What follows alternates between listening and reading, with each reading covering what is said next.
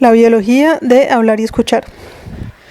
Lo que hace el discurso humano tan diferente es que somos capaces de producir un rango de ruidos con gran sutileza. Tenemos la habilidad cognitiva para tanto oír como interpretar estos sonidos. También somos capaces de combinar unidades de sonidos básicas sin sentido, llamadas fonemas, en palabras significativas que combinamos luego en frases. El progreso de este tipo de comunicación en realidad fluye a lo largo de dos caminos. Los niños no solo tienen que hablar, también tienen que escuchar y comprender. Para algunos niños menos verbales, saben exactamente qué se está diciendo, aun si ellos no dicen mucho. Pregúntele a cualquier niño de 1 año dónde están sus ojos o sus orejas, y él o ella le estará feliz de señalarle las partes del cuerpo apropiadas. De hecho, los pediatras usan el señalar a las partes del cuerpo como un marcador del desarrollo cognitivo. Para comprender pie entre comillas, aun si uno no puede decir la palabra pie entre comillas, es asegurar a todo el mundo que el cerebro se está desarrollando normalmente, aun si el niño todavía no ha dominado el hacer los sonidos apropiados. El habla empieza con forzar el aire por fuera de los pulmones. La caja torácica se contrae y el aire es exhalado desde los pulmones hacia la tráquea y por fuera de la boca y de la nariz. El sonido también se puede producir al inhalar el aire, pero el habla ocurre mientras sale el aire. Para los animales el aire pasa a través de la laringe, un órgano que descansa en el cuello como una puerta a través de la cual el aire debe pasar. Las cuerdas vocales cuelgan dentro de la laringe y cuando el aire pasa a través de estas puerticas de tejido, vibran. El habla es una forma anatómicamente diferente de vocalización debido a la posición de la laringe. En otros animales, la laringe yace en la parte alta del cuello, muy cerca de la parte de atrás de la lengua. La mayoría del aire se echa hacia afuera por la nariz y la mayoría de los sonidos que los primates no humanos hacen son nasales. En los humanos, sin embargo, la laringe ha migrado hacia abajo, permitiendo el pasaje del aire a través de la boca también. La lengua humana, que es relativamente pequeña y móvil, puede empujar el aire hacia arriba, hacia atrás y alrededor, haciendo de la boca una cámara de resonancia que produce una variedad de fonemas o pedazos de sonido que luego conforman las palabras.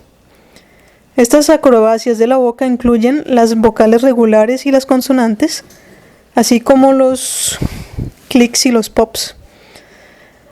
Se añade a esto la habilidad de controlar el pasaje del aire para la entonación y el énfasis, los labios que pueden parar y volver a iniciar el pasaje del aire con una cierta fineza, y entonces se tienen la cantidad infinitas de maneras en que las personas hablan. Pero hay un riesgo con estas acrobacias vocales. La laringe está ahora tan abajo en la tráquea que la comida, que normalmente pasaría derecho hacia el estómago, tiene más espacio para tapar el camino del aire. Los bebés humanos, más que cualquier otro animal, están en riesgo de ahogarse. Interesantemente, los bebés nacen con su laringe más arriba, más parecidos a los demás animales. Esto les permite tanto tomar leche y respirar a la vez con más facilidad. Pero con el desarrollo la laringe se mueve hacia abajo. Esta es una razón por la que los balbuceos de los niños pequeños son tan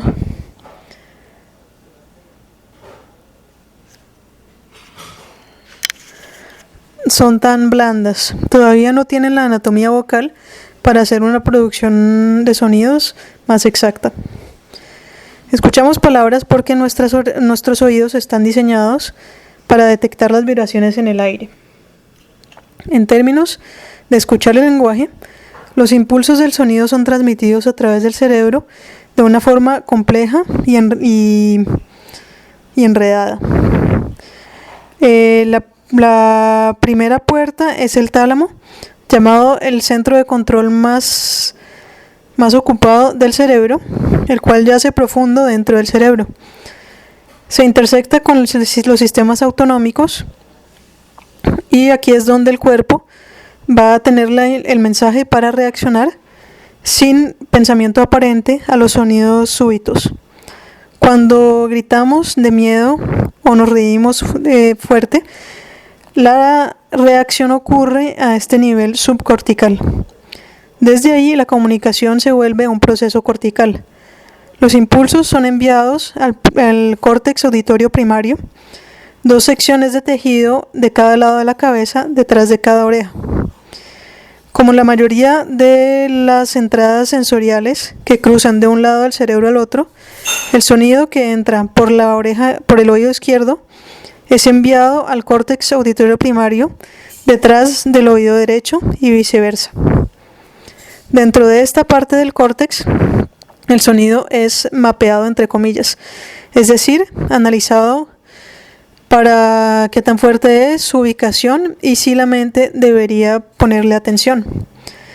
En cierto sentido, este córtex auditorio primario es un filtro que ordena todos los ruidos que llegan y le da un sentido inicial a lo que escuchamos. Desde ahí se envía la información a un área llamada el área de Wernicke, la cual yace cerca del oído izquierdo y es la región responsable de integrar los sonidos del habla con toda la otra información recibida al mismo tiempo, como la de, por ejemplo, de la visión y el tacto. De hecho, los humanos tienen el cerebro izquierdo dominante para el lenguaje, pero esta lateralización no está fija. Los niños que experimentan daños cerebrales al lado izquierdo pueden desarrollar habilidades excelentes porque el lado derecho del cerebro compensará a lo largo del tiempo. En ese sentido, el cerebro es plástico, especialmente durante los primeros años de crecimiento. La producción del habla depende de otras partes del cerebro. Los estudios de víctimas de apoplejía han identificado la región más alta del lado izquierdo del cerebro, conocida como el área de Broca, como un área que tiene un cierto papel en guiar la producción del habla. Las investigaciones también han mostrado que hay tanta variación en estas áreas y tanta variación en cómo reaccionan las víctimas de la apoplejía que es mucho más complejo que simplemente dibujar una línea y delinear una simple área de la producción del habla. También es importante darse cuenta que nada en el cerebro opera tan simplemente como la descripción que se hizo podría implicar. La comprensión y producción del habla, como la mayoría de las cosas que el cerebro hace, involucra otras áreas del cerebro también. Y cuando escuchamos a alguien hablar, hay todo tipo de otras piezas de información que se vuelven parte de nuestra comprensión en ese momento. Lo que vemos, nuestros recuerdos de esa persona o de otros eventos, la concentración, la distracción, sentir un dolor por gas. Lidiamos con tantas tareas mentales al mismo tiempo que aislar el mapa del habla es definitivamente imposible. Todos los animales, incluyendo los humanos, están viviendo constantemente en un caos de información sensorial y sin embargo somos capaces de concentrarnos sobre ciertas partes e ignorar las demás. Hasta ahora nadie sabe exactamente cómo el cerebro hace esto. Los avances tecnológicos recientes en las imágenes del cerebro, especialmente el uso del MRI, de la resonancia magnética está apenas ahora permitiendo a los científicos ver al cerebro en operación mientras procesan información verbal. Cuando las células del cerebro son activadas, utilizan más oxígeno y entonces la sangre fluye a ese tejido del cerebro en particular, que puede ser seguido sobre el MRI. El MRI es no invasivo. Solo al tener el sujeto sentarse quieto durante un tiempo, lo cual admitidamente es difícil para los niños pequeños, la máquina puede pasar por encima de la cabeza y detectar el flujo de sangre y demostrar un cambio de un estado menos activo a un estado más activo. Estas imágenes de la actividad del cerebro producen un mapa visual e indican qué partes del cerebro responden cuando escuchan el lenguaje o qué partes atienden o ponen cuidado cuando producen el lenguaje. Por ejemplo, los investigadores han mostrado que las personas que aprenden 2 idiomas simultáneamente cuando niños procesan esos idiomas de diferente manera que los adultos que aprenden un segundo idioma más tarde en la vida.